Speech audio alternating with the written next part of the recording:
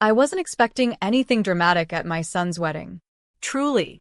I just wanted to sit quietly, celebrate him, and go home. But his new wife, Sienna, had other plans. She took my arm, pulled me into a circle of her wealthy relatives, and said with a smile that didn't reach her eyes, "This is Violet, Max's mother. Or, as we like to call her, the dusty old burden we have to tolerate for the next few decades." The table erupted in laughter. Her mother dabbed tears from her eyes. Her father slapped the table. Her brother nearly choked on his caviar. Even the servers hovering nearby smirked. And for a moment, I felt myself shrink in a way I hadn't felt since I was a teenager. But what they didn't know was that in exactly 72 hours, I was going to walk into a position that would change everything they thought they knew about me. Some insults you forgive. Some you never forget. And some you get paid six figures to return with interest. Hello, and welcome. My name is Violet Osborne. I'm 60 years old, and if you've ever been treated like you're invisible by people who wouldn't last 5 minutes in the life you survived, this story is for you. I raised Max alone after his father walked out when Max was 2. Not died, walked out. For his secretary. Cliché, I know. I worked as an accountant for a small firm, pulling night shifts to make ends meet, wearing suits from clearance racks while other mothers at Max's school showed up in designer labels. But I was proud. Proud of the scholarship Max earned to business school. Proud of his first job at a consulting firm. Proud when he texted me about meeting someone special. That someone was Sienna Huntington, daughter of Richard Huntington, founder of Huntington Industries, a manufacturing empire worth $340 million. Old money. Country club money. The kind of money that makes people forget what it's like to check their bank account before buying groceries. I should have seen the warning signs. But when your son is happy, you convince yourself everything else is just noise. I was wrong. The first time I met Sienna was at a restaurant I couldn't afford. Max had insisted on treating, but I saw the prices and felt my stomach drop. $47 for a salad. $62 for pasta. Sienna arrived 15 minutes late, her heels clicking like a countdown timer. She was beautiful, I'll give her that.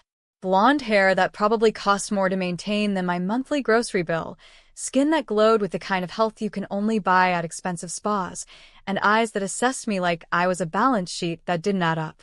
"So you're Max's mom," she said, not extending her hand. "He's told me so much about you." The way she said you made it sound like a diagnosis. We made small talk. She asked what I did for a living, and when I said I was an accountant, she smiled. "Oh, how practical. Max says you worked really hard to put him through school." But there was something in her tone. Something that made "worked really hard" sound like couldn't afford better options. "I did," I said simply. "Max is my greatest achievement." "Of course." She glanced at Max, then back at me. "Well, he won't have to worry about money anymore. Daddy's already talked about bringing him into the company. Executive track. 6 figures to start." Much beamed. I forced a smile, because what she was really saying was, "Your job is done.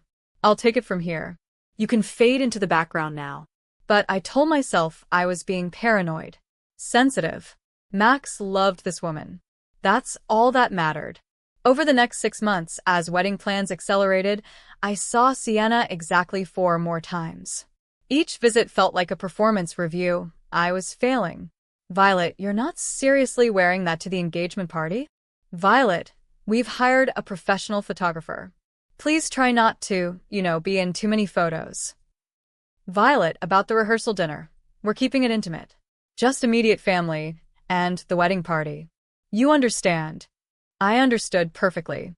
I understood that to Sienna Huntington, I was an embarrassment. A reminder that Max came from ordinary people with ordinary lives. But then something happened that changed everything. 3 months before the wedding, I got a call from a headhunter named Patricia Reeves. "Ms. Osborne? I hope you don't mind me reaching out directly. Your name came up in our search for a very unique position, and I'd love to discuss it with you." I almost hung up. Headhunters don't call 60-year-old accountants at small firms. We're not exactly hot commodities in the job market. "I think you have the wrong person," I said. "Violet Osborne?" 23 years at Brennan and Associates? Specialized in corporate restructuring and turnaround accounting? That's you, isn't it? I sat down. Yes, but then I have the right person. Are you free for coffee tomorrow? Patricia explained it over a latte I couldn't finish because my hands were shaking too badly. A major manufacturing company, she wouldn't say which, was facing a crisis. The board had lost confidence in current leadership. They needed someone with forensic accounting skills, restructuring experience, and the spine to make brutal decisions. The salary is $380,000 annually, plus performance bonuses. You'd start as chief financial officer with a guaranteed track to CEO within 6 months if benchmarks are met. I laughed. Actually laughed. You're offering me this? I'm 60 years old. I've never held an executive position in my life. Patricia leaned forward. Ms. Osborne, do you know why you're perfect? Because you've spent 23 years cleaning up other people's messes without any of the glory. You've got a reputation in the industry. People call you the fixer. You find the problems everyone else misses, and you solve them quietly. This company doesn't need a showboat. They need someone who actually knows how to run a business. But there was something she wasn't telling me. I could see it in her eyes. What's the catch? I asked. The company is Huntington Industries. The latte cup slipped from my fingers. Coffee spread across the table like a stain. Richard Huntington's company, I whispered. My future daughter-in-law's father. Patricia nodded. The board wants to remove him. He's been making catastrophic decisions, bad acquisitions, failed expansions, questionable personal loans from company funds. They need someone to come in, assess the damage, and restructure before the whole thing collapses. Someone he won't see coming. Why me? Because you have no connection to the company, no stake in protecting anyone's ego, and she smiled slightly. Because Richard Huntington would never in a million years suspect that the dusty old accountant from his future son-in-law's modest background could be the person who brings down his empire. I should have said no. Should have walked away. Should have prioritized Max's happiness over my own wounded pride. But then I remembered Sienna's smile at that first dinner. The way she'd looked at me, like I was something stuck to her shoe. When do I start? I asked. The NDA I signed was 47 pages long. The board didn't want Richard finding out until the transition was complete. I would work remotely for 2 months, analyzing documents, conducting quiet audits, building my case. What I found made my blood run cold. Richard Huntington had been borrowing against the company's assets to fund his lifestyle. The mansion, the cars, the country club memberships, the wedding he was throwing for his daughter, $600,000, billed to company accounts as executive entertainment. 3 major clients were preparing to pull their contracts due to delivery failures and quality issues that Richard had been covering up with aggressive accounting. The legal kind, barely, but the kind that couldn't last. Huntington Industries was 6 months from bankruptcy. The family had no idea. They thought they were rich. Thought they were untouchable. Thought they could laugh at people like me who clipped coupons and wore last season's clothes. They were living in a house of cards built on loans, lies, and Richard Huntington's ego. But the worst discovery, the one that made me actually gasp when I found it, was clue number 4. Richard had taken out a $5 million personal loan from the company. A loan he'd never disclosed to the board. A loan he'd used to buy Sienna and Max a penthouse apartment as a wedding gift. My son was accepting stolen money.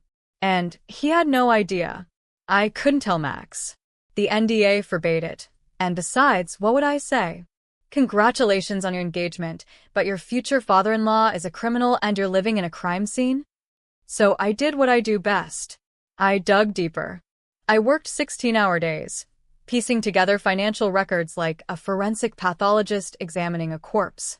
Every night, I'd fall into bed exhausted, my mind racing with numbers and implications. The wedding approached like a storm on the horizon. Sienna called once. Violet, about your +1 for the wedding. Do you have anyone you're bringing? Because if not, we'd prefer to keep the head count down. Venues charge per person, you know. She was disinviting me from bringing a guest to my own son's wedding. I'll be coming alone, I said quietly. Perfect. And Violet? The dress code is formal. Like really formal. Please make sure you, well, look appropriate. But I wasn't the same woman she'd met at that first dinner. I wasn't the embarrassed mother trying to fade into the background. I was the woman who'd just uncovered $47 million in financial fraud.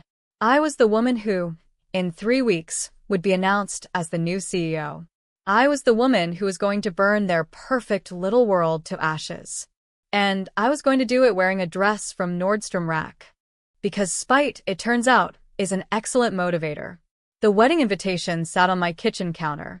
Cream cardstock, gold embossing, calligraphy that probably cost more than my monthly rent. Mr. Richard and Mrs. Caroline Huntington request the honor of your presence at the marriage of their daughter, Sienna Margaret, to Maxwell James Osborne. I ran my fingers over Max's name. My sweet boy. The son I'd sacrificed everything for. The son who was about to marry into a family that saw me as a punchline. But in 72 hours, the punchline would change. And this time, I'd be the one laughing. I wore navy blue. Not designer, but clean and pressed.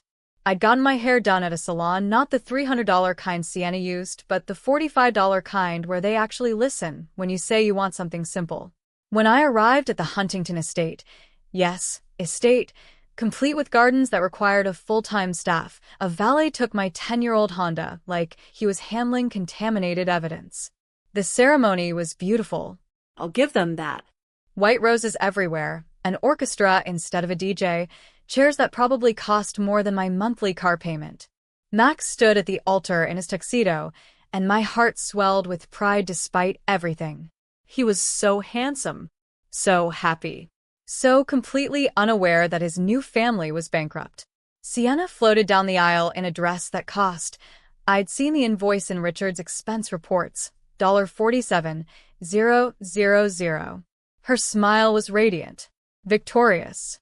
Like she'd won some competition I didn't know we were having. But when she reached the altar and the officiant said, "Who gives this bride away?" Richard stood, chest puffed with pride, and I felt something cold settle in my stomach. In 3 days, that man would be removed from his own company. In 3 days, I'd be sitting in his chair, sorting through the wreckage of his greed. The ceremony ended. Everyone clapped. Max kissed his bride, and I clapped too, even though my hands felt numb. Then came the reception. The ballroom was obscene. Ice sculptures. A champagne tower that must have cost thousands. Servers in white gloves carrying trays of food I couldn't pronounce. I found my assigned seat. Table 17. Not at the family table. Not near Max, table 17, tucked in the back corner near the kitchen doors, where the staff kept bumping my chair as they rushed past with trays. Caroline Huntington, Sienna's mother, was holding court at table 1, her laugh carrying across the room like wind chimes made of condescension. Richard stood near the bar, accepting congratulations like he'd personally negotiated a peace treaty instead of just writing checks. Then Sienna spotted me. She was making rounds with Max, introducing him to relatives and business associates. I watched them get closer to my table, my heart rate climbing with each step. "Max, darling," Sienna cooed, loud enough for the entire section to hear, "we should introduce you properly to Great Aunt Meredith and the Connecticut Huntingtons." She dragged him toward my corner, not to see me, but because the Connecticut relatives were at table 16, right next to mine. Then she saw me sitting there. Her eyes flickered with something that looked almost like pleasure. Oh. And everyone. She grabbed my arm, yanking me up from my chair so hard I nearly stumbled. "This is Violet, Max's mother." Polite smiles around the table. Great Aunt Meredith, dripping in diamonds, gave me a once-over that could have frozen wine. But Sienna wasn't done. Or, as we like to call her. She paused for effect, her manicured fingers digging into my arm. The dusty old burden we have to tolerate for the next few decades. The Connecticut Huntingtons erupted in laughter. Great Aunt Meredith actually snorted champagne. A cousin slapped the table. Even Max, my Max, smiled awkwardly, like he didn't know whether to laugh or intervene. "Sienna," he started. Sienna released my arm and patted my shoulder like I was a dog.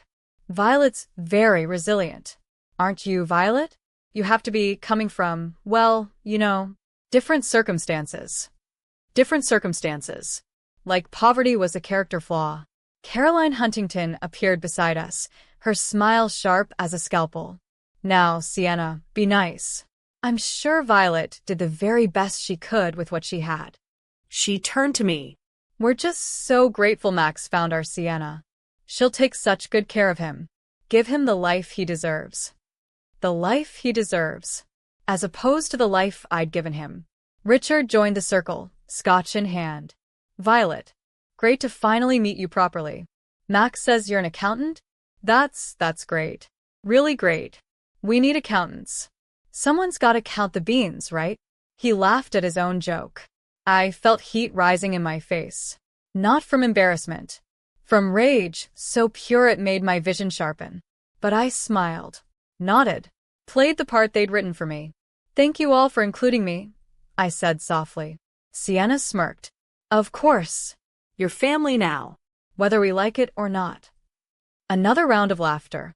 They moved on, leaving me standing there, a woman-shaped hole in the celebration. I sat back down at table 17. My hands were shaking. A server refilled my water glass and gave me a sympathetic look, the kind service workers give each other when they recognize their own. I should have left. Should have pleaded a headache, congratulated Max, and driven home to my small apartment where I could cry in private. But then I heard it. Sienna's voice, carrying from the open terrace, where she'd stepped out with her bridesmaids. I could see them through the glass doors, champagne flutes catching the light. Honestly, I don't know what Max was thinking bringing her, Sienna said. Did you see that dress? I've seen curtains with more style. The bridesmaids giggled. And her hair. Where does she even go? Supercuts. More laughter. The worst part is we're stuck with her now. Every holiday. Every birthday. This woman who can barely afford to keep herself fed is going to show up at our table expecting. Sienna, that's your mother-in-law, one bridesmaid said, but she was smiling. Mother-in-law.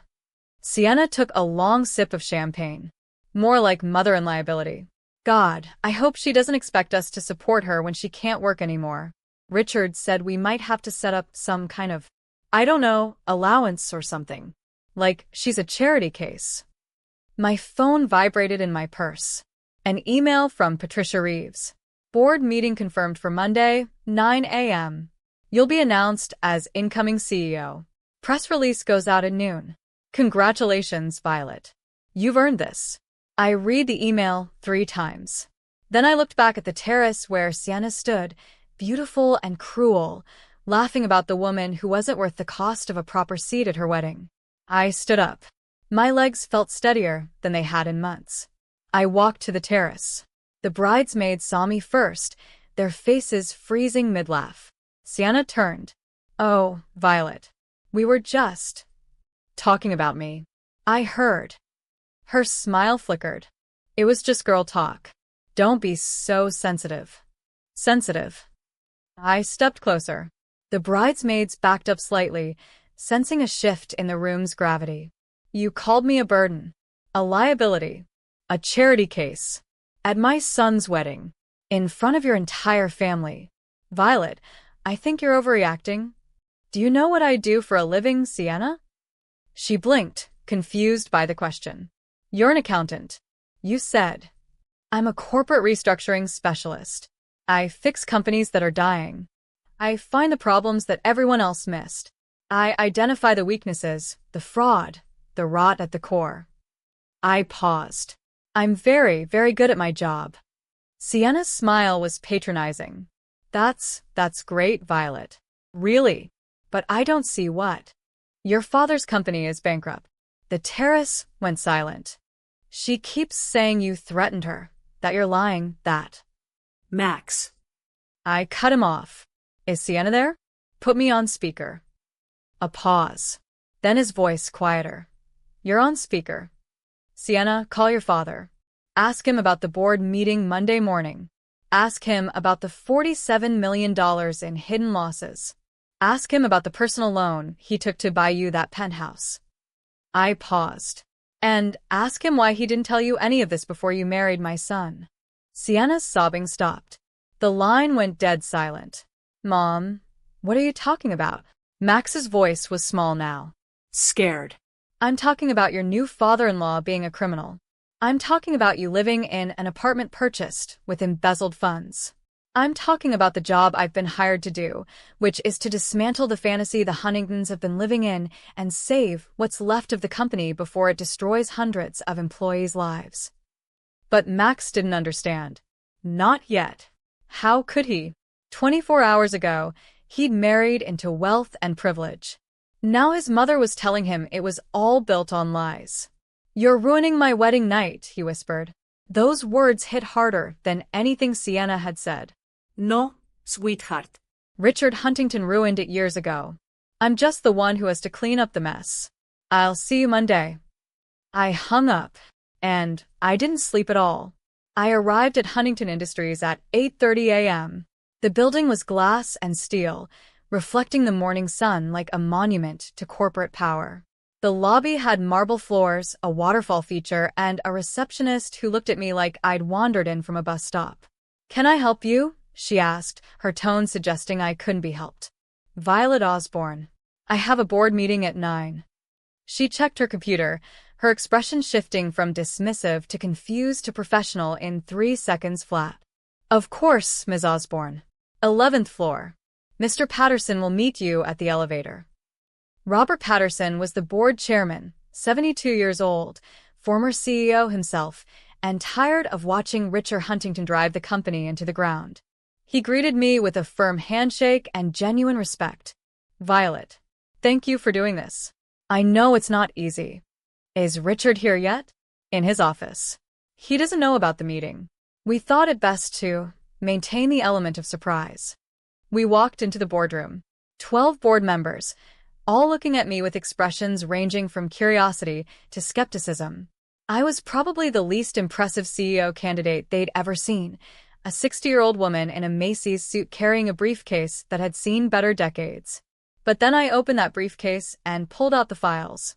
"Gentlemen and ladies," I said, distributing copies around the table. "What you're looking at is 3 years of systematic fraud, asset misappropriation, and financial negligence that has brought this company to the brink of insolvency." For the next 45 minutes, I walked them through everything.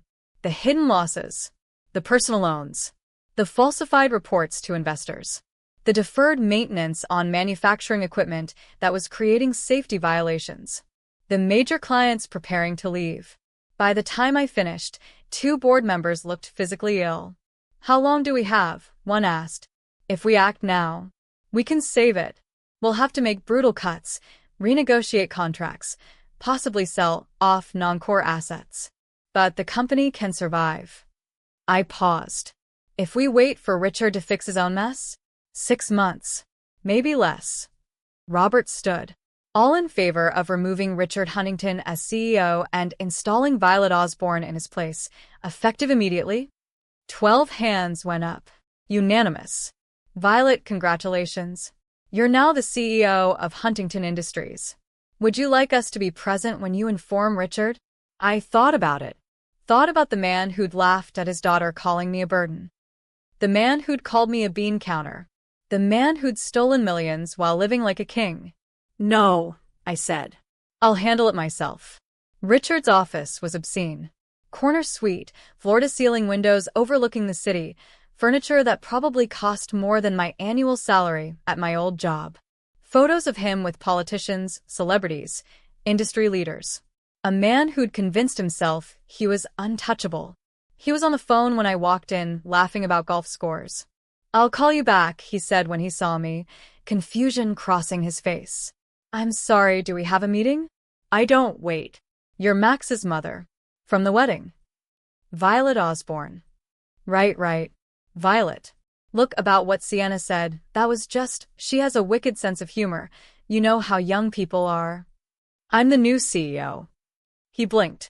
"Excuse me? The board just voted unanimously to remove you and install me as CEO of Huntington Industries. Effective immediately." Richard's face went through several colors, confusion, disbelief, then red-hot anger. "That's impossible. This is my company. I built this. You destroyed it. I set my briefcase on his desk. You've embezzled $5 million, hidden $47 million in losses, and put 1,200 jobs at risk because you couldn't distinguish between company assets and your personal piggy bank. You can't prove any of. I opened the briefcase, pulled out the files, the bank statements, the emails, the loan documents with his signature. His face went pale. The penthouse you bought, Max and Sienna? That was purchased with a personal loan from corporate funds that you never disclosed. That's embezzlement, Richard. That's a felony. Now wait just a minute. The wedding you just threw? $600,000 billed as executive entertainment. Except it wasn't entertaining executives. It was your daughter's personal event, paid for with company money. But Richard wasn't done fighting. Men like him never are. You think you can just walk in here, and do you have any idea who I am? The connections I have? I'll have you out of this job before lunch. I'll sue you for defamation. You'll do nothing. My voice was cold now. Sharp. Because if you fight this, I'll hand every document I have to the district attorney. You'll lose your company and go to prison. But if you resign quietly, take a consulting role with no real power, and cooperate with a restructuring, you might keep your freedom. He stared at me, and I watched him realize he had no cards left to play. This is about the wedding, isn't it? He said quietly. About what? Sienna said. No. I met his eyes. This is about 1,200 employees who deserve better than a CEO who treats their livelihoods like a personal expense account. The wedding just made it more satisfying. Does Max know? His voice cracked. Does my son-in-law know what you're doing? He will. Shortly. Richard slumped in his chair, in what used to be his chair. Caroline is going to kill me. No, Richard. You killed yourself. I'm just the one who gets to write the obituary. Security escorted him out at 10:47 a.m. Employees watched through glass office walls as Richard Huntington walked past them for the last time, carrying a single cardboard box. By 11 a.m., I was sitting in his chair. My chair now. By noon, the press release went out. And by 12:15, my phone started ringing. Max. Sienna. Caroline. Robert's secretary said there were 17 messages from Huntington family members, all demanding meetings, all threatening lawsuits. I ignored every single one. But then at 1 p.m., there was a knock on my door. Max stood there, his face pale, his eyes red. Behind him, Sienna looked like she'd aged 10 years overnight. Mom, Max said, his voice breaking. Please. Can we talk? I looked at my son. My sweet boy. The child I'd sacrificed everything for, who'd stood by and smiled awkwardly while his wife called me a burden. And I said the hardest word I'd ever spoken. No. Max stood in my doorway for a full minute after I said no. Just stood there, like he couldn't process the word coming from my mouth. Mom, please. Just 5 minutes. I looked at Sienna behind him. She wouldn't meet my eyes. Good. She was learning. You have 2 minutes, I said. Talk. They sat across from my new desk, the desk that had been Richard's this morning. Max's hands were shaking. Is it true? Everything you said about Richard? Every word. The penthouse. Stolen. The DA is reviewing whether to press charges. At minimum, it'll have to be sold to repay the company. Sienna made a small noise, like something breaking inside her. Mom, I didn't know. You have to believe me. I had no idea. I do believe you, Max. I leaned forward. But you stood there at your wedding and smiled while your wife called me a burden. You've known Sienna for 2 years. You've known me for 32. And when she was cruel, when her family laughed at me, you chose silence. But Max's face crumpled. Real tears now, not the performative kind. I was afraid. Afraid of making a scene, afraid of embarrassing Sienna, afraid of, he stopped. Afraid of not fitting into their world. And where did that fear get you? He looked around my office, the office his father-in-law had been escorted from in handcuffs of shame. Here. No, Max. Your fear got you married to a woman who thinks cruelty is funny and living in a home purchased with fraud. My courage got me here. Sienna finally spoke, her voice small. What happens now? I pulled out a folder. Inside were 2 documents. Option 1, you fight me. Lawyers, media, public warfare. You lose. The company sues to recover the penthouse, and your family name becomes synonymous with corporate fraud. Option 2, you work with me. Sienna, you convince your mother to sell the estate quietly. It's mortgaged to the ceiling anyway. Help me liquidate assets properly, minimize the damage to employees. In return, I give you both consulting fees that will cover a modest apartment for the next year while Max finds new employment. New employment. Max's voice cracked.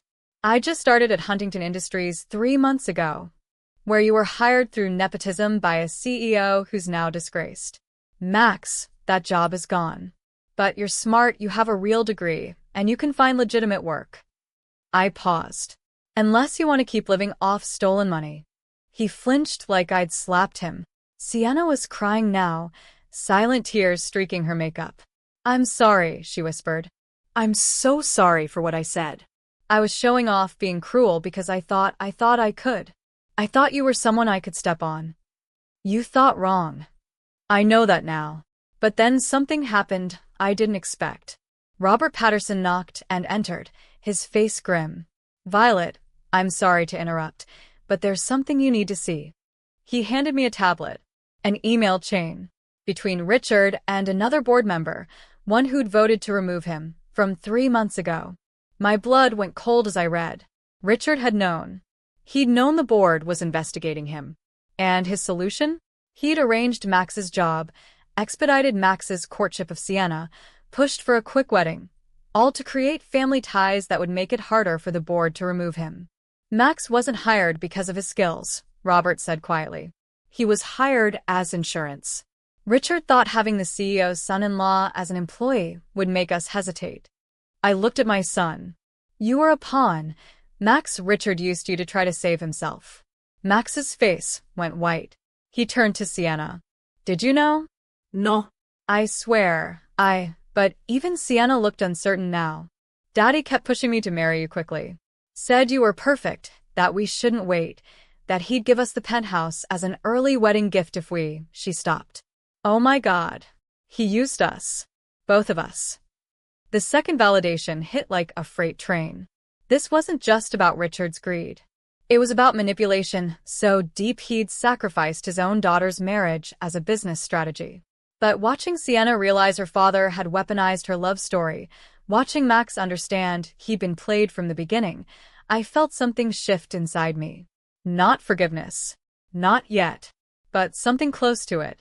3 months later, Huntington Industries was stable.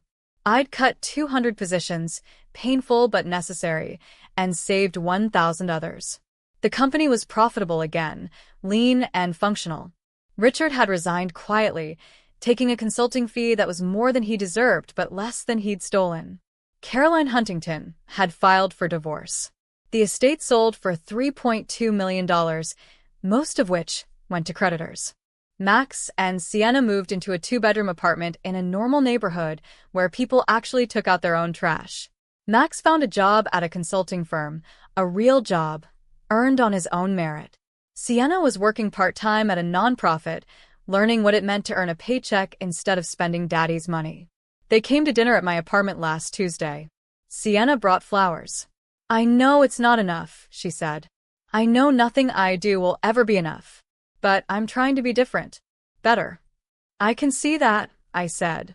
And I meant it. Over pasta, my recipe not catered, we talked. Really talked. About the wedding, about the cruelty, about the devastation of learning everything they'd built was a lie. I used to think money made you better than people, Sienna said quietly. My parents raised me to believe that. And I became the worst version of myself because of it. Max reached across the table and took my hand. I should have defended you, Mom. At the wedding, before the wedding, always. I was a coward. Yes, you were, I said. But you're not anymore. Last week, I got a letter. From the board. They want me to stay on as permanent CEO. Not interim, not temporary, permanent. I'm 60 years old. I should be thinking about retirement, about slowing down.